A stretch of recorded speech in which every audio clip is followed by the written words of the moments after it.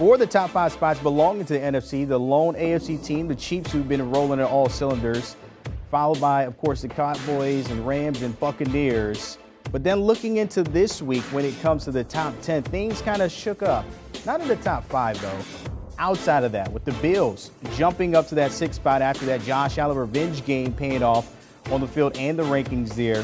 The Titans up 2 spots to 7, along with the Bengals showing up big after Joe Burrow's day, and the Colts making an appearance in Pete Prisco's top 10. And now for the complete breakdown of those power rankings, bringing in Pete Prisco here in HQ. And Pete, the Packers may be your number 1 team in the power rankings and in the NFC. But when you look at what the Cowboys, the Bucs, and the Rams did this weekend, just how close are these 4 teams for you? Well, I think the Bucs are right there with them. They've had to really go through a bunch of injuries. So have the Packers, quite frankly. But I think when you look at the Bucs and what they've navigated through on the defensive side of the ball early in the season and without their receivers last week, I think it's still the Bucs and the Packers in the NFC. But the Cowboys are intriguing, and here's why. If they can play with the lead, because they're not a big defense, but if they can play with the lead, those pass rushers are dangerous. And so you get to the postseason, it becomes a passers and pass rusher league. And when you look at what Dak Prescott did the other day, he really impressed throwing the football. He had to get back on track, and he did. They can throw it, and they can knock the other guy's quarterback down. So come postseason time, if they can play with the lead, I think they're dangerous for both the Bucs and the Packers. If you're looking at this top 4, of course, all have been trending in the winning direction. But maybe if you look at the Rams, Stafford didn't have the best of day. You mentioned the Bucs, of course, they have injuries. But who's that number 2 behind the Packers if we're looking at it right now? Oh, I still think it's Tampa Bay. Look, as long as Tom Brady's throwing the football and they have that system and those playmakers around them, he's the guy, and they're the number 2 team. You know, they don't have Godwin, and we won't have him the rest of the way, but Mike Evans will be back. And when you have Mike Evans, Antonio Brown was outstanding the other day coming back. Gronkowski, Brait, those guys can catch the ball. In the middle of the field. So I still think it's Tampa Bay. I don't think we've seen the best of Tampa Bay's defense this year. This is all about getting to January and making a run again, and I think that's what they're focused on. I think they'll be right in the mix again. They showed last year they can flip a switch when they need to. Hopefully that is the case once we get to the postseason. All right, over in the AFC, the Colts at number 9 for your rankings may have found a winning formula here. Just give it to Jonathan Taylor, and everything falls into place the way that defense is playing. But how dangerous are they right now for you? You know, I led the power ranking story with a story that I had from a guy during training camp. One of the NFL coaches told me, he said, some guys around the league are starting to think maybe it's a good idea to get hot at the right time, and you don't necessarily need to win your division. And there's some thinking that could be the case come postseason time. And the Bucs did it last year. Remember, they didn't win the division last year. Well, the Colts could be that team this year.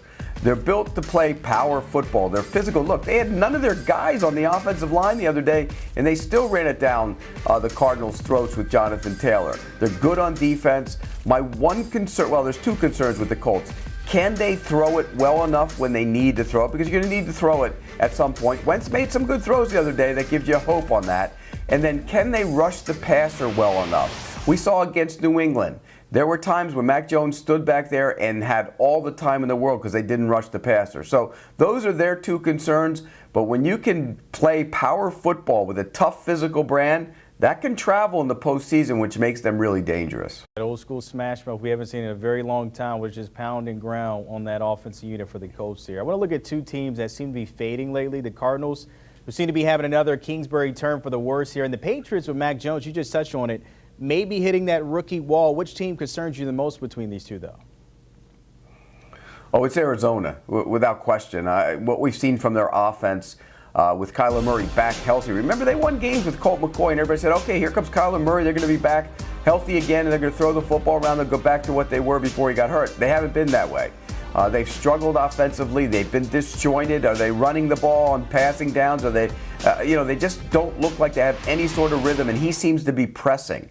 And I think they need to fix that starting this weekend. It's going to be tough to do because they play the Cowboys. But if you play Dallas, You have to be able to run the ball. So I'm interested to see the philosophy this week of how they play it, because this is going to be their formula come playoff time. They're in the postseason. They're limping into the postseason. They have to pick it up on the offensive side of the ball. And defensively, they don't stop the run. And ever since J.J. Watt went out, they've been terrible against the run. And when you get to the postseason, you play those teams that want to pound it, that's going to be a problem. That's why this week's game against Dallas is almost a litmus test for the playoffs for the Arizona Cardinals. That one in Dallas, you'd like to see Kyler Murray turn it around. Back to the Patriots here, Mac Jones, just a $145.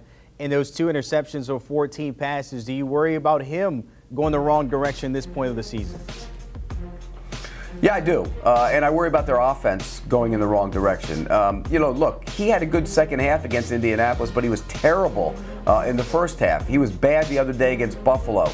They seemed to have the answer for everything he tried to do. He started pressing. He was inaccurate. He didn't look like the same guy he had looked most of this season. And I think that comes with, you're playing on an offense that doesn't have the big play threat down the field. They haven't been driving the ball down the field. So you got to dink and dunk your way down the field. And at times, that's not going to work. So I think that's part of the issue. Am I concerned about Mac Jones? He's a tough kid. He's a smart kid. He's played in big games. I think he'll be fine. I just don't know if they throw it well enough to win in the postseason. Josh McDaniels has his hands full there as we get closer to the postseason. Finally, before I let you go here, Pete, COVID continues to be a problem in the NFL. We've seen that all season. But as we scan up and down your power rankings, is there one team that if they were not hit by COVID would be in much better shape right now for you?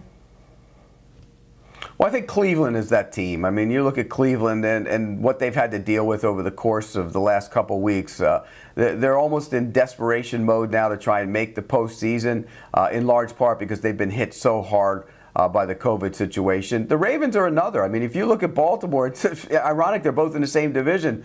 Baltimore's been a mess, not just from COVID, but many, many injuries. They're a shell of themselves right now, and I think those two teams in that division would be much better had COVID and injuries not taken a toll on both of them. All right, we'll see how that pans out. The AFC North still a logjam as it is right now as we get into Week 17 there. Pete Prisco, as always, breaking down those power rankings. Appreciate your time, my friend. Don't forget all things cover. You can catch Patrick Peterson and BMAC, the latest conversation with TJ Watt, talking about breaking James Harris's rookie record, along with other things in the Steel City, also part of the AFC North. Download and give those guys a follow. Do you want a sports network that delivers everything that matters about the game? The highlights, the picks, the instant analysis, no yelling, no fake debates, no politics. Hit the subscribe button and never miss a moment.